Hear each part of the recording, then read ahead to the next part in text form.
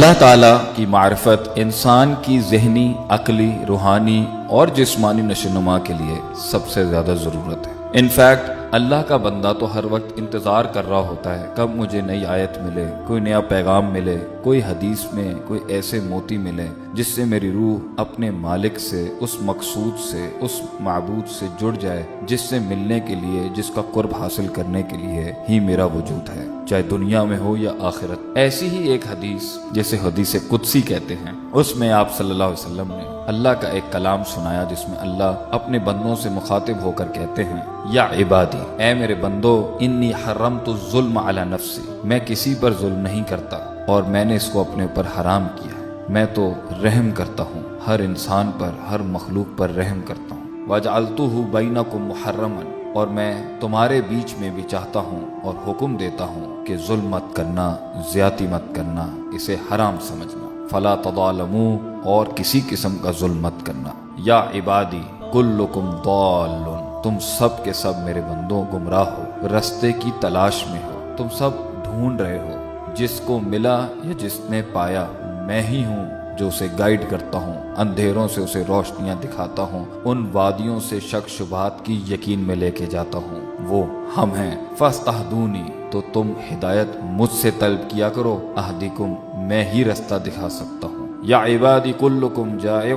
اے میرے بندوں تم سب بھوکے ہو، اور اس بھوک کو الا من اطعمتہ، صرف میں ختم کر سکتا ہوں، میں رزق دیتا ہوں، میں کھانے دیتا ہوں۔ فاستطعمونی، تو مجھ سے مانگا کرو اپنا رزق اور کھانا پینا، اطعمکم، میں ہی تمہیں دوں گا وہ، اور ہم دے دیا کرتے ہیں لوگوں کو۔ یا عبادی کلکم عار، اے میرے بندوں تم سب بے لباس ہو، برہنہ ہو، الا من کسوتہ، ماں سوائے جس کو ہم لباس پہنا دیں۔ فاستقسونی، تو مجھ سے لباس مانگا کرو، اقسکم، ہم تمہیں لباس بھی دیں گے۔ یا عبادی انکم تخطئون باللیل والنہار، اور اللہ فرماتے ہیں تم صبح شام گناہ کرتے ہو، رات اور دن گناہ کرتے ہو، وانا اغفر الذنوب جميعا، اور ہم تمہارے سارے کے سارے گناہ معاف کرتے رہتے ہیں۔ فاستغفرونی، تو کس سے مانگنا؟ ہم سے مانگنا اپنی معافی، ہم سے بخشوانا اپنے آپ کو، اللہ ہی ہے جو انسان کو معاف کر سکتا ہے اور بخش سکتا ہے۔ اغفر لکم، ہم تمہیں معاف کر دیں گے۔ یا عبادی انکم لن تبلغوا ضری، اے میرے بندوں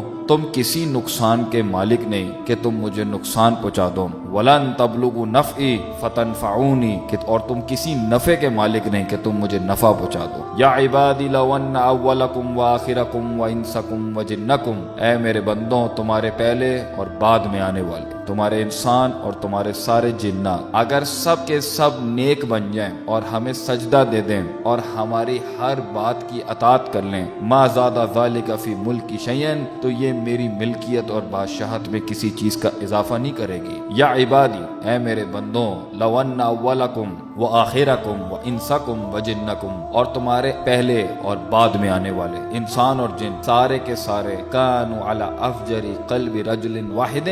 سب کے سب اگر فاجر، فاسق اور اللہ کی نافرمانی کرنے والے بن جائیں، ما نقص ذلک من ملکی شیئا، یہ ہماری ملکیت اور بادشاہت میں سے ذرہ بھی کم نہیں کر سکتی۔ یا عبادی لو ان اولکم وآخرکم وانسکم وجنکم، اگر تمہارے پہلے اور آخر میں آنے والے انسان اور سارے جنات، مرد اور عورت، بچے بوڑھے، سب پوری انسانیت اور جنوں سے مل کے ایک صف میں کھڑے ہو جائیں اور اس کے بعد ہم سے سوال کریں، قاموا فی صعید واحد، ایک صف میں سب کھڑے ہو جائیں اور ہم سے سوال کریں، آرزو کریں، فَأَعْطَيْتُ كُلَّ إِنسَانٍ مَسَأَلَتَهُ، اور ہم ہر انسان کو وہ دے دیں جس کا وہ ہم سے سوال کرتا ہے، مَا نَقَصَ ذَلِكَ مِمَّا عِندِي، یہ ہماری سلطنت میں، ہماری بادشاہت میں، ہمارے خزانوں میں اتنا بھی کم نہیں کرے گا، ما سوائے إِلَّا كَمَا يَنْقُصُ الْمِخْيَطُ إِذَا أُدْخِلَ الْبَحْرَ، جیسے کہ سوئی پانی میں ڈالی جائے اور جب نکالی جائے جو سوئی لے کے آئے گی یہ بھی زیادہ ہوگا،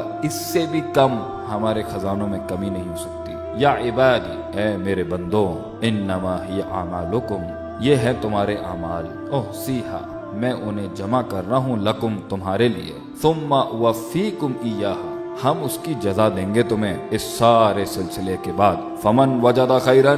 جس نے اینڈ میں آخر میں اختتام میں اس کہانی کے خیر پایا، جنت پائی، جزا ملی، فلیحمد اللہ، تو اسے اللہ کی حمد بیان کرنی چاہیے، کیونکہ اس میں بھی ہماری ہی تعریف ہے کہ ہم نے تمہیں ہدایت دی، لباس دیا، سمجھ دی، رحمت بھیجی ہم نے تمہاری طرف، نصیحت بھیجی، قرآن، حدیث، دعوت، علماء، اور پھر نبی بھیجا ہم نے تمہاری طرف، تو ہم تو ہماری ہی ہونی چاہیے۔ وَلَهُ الْحَمْدُ فِي الْأُولَى وَالْآخِرَةِ، اللہ کی تب بھی ہم تھی جب کچھ نہیں تھا، اور تب بھی حمد ہوگی جب کچھ نہیں ہوگا۔ اور اللہ آگے فرماتا ہے وَمَنْ وَجَدَ غَيْرَ ذَلِكَ، اور اگر کسی کو اینڈ میں، اختتام میں برا انجام ملے، جہنم ملے، فَلَا يُلُومَنَّ إِلَّا نَفْسَهُ، تو اسے نہیں چاہیے کہ ملامت کرے اور کوسے سوائے اپنے آپ کو، کیونکہ اللہ تعالیٰ قرآن میں فرماتا ہے اِنَّا هَدَيْنَاهُ سَبِيلًا، ہم نے رستہ دکھا دیا، اما شاکرا و اما کفورا، تم قبول کر لو یا انکار کر دو، فیصلہ تمہارا ہوگا، سزا جزا ہماری ہوگی۔ اللہ تعالیٰ کی ذات پر ہمیں غور و فکر کرنا چاہیے، اتنا طاقتور رب اور اتنا کریم، علیم، سمیع، بصیر، لطیف، قوی اور عزیز رب، ہمیں اس سے ڈرنا بھی چاہیے جیسے اس کا حق ہے، اور ہمیں اس سے محبت کرنی چاہیے جیسے اس کا حق ہے، اس سے امید رکھنی چاہیے جیسے اس کا حق ہے۔ اور اس آیت کے مصداق میں ہمیں شرم بھی آنی چاہیے کہ اللہ فرماتا ہے وَمَا قَدْرُ اللَّهَ حَقَّ قَدْرِهِ، لوگوں نے ہماری پھر بھی قدر نہیں کی جیسے ہماری قدر کا حق تھا۔ اللہ تعالی ہمیں اپنا نیک عبد اور غلام بننے کی توفیق عطا فرمائے، آمین۔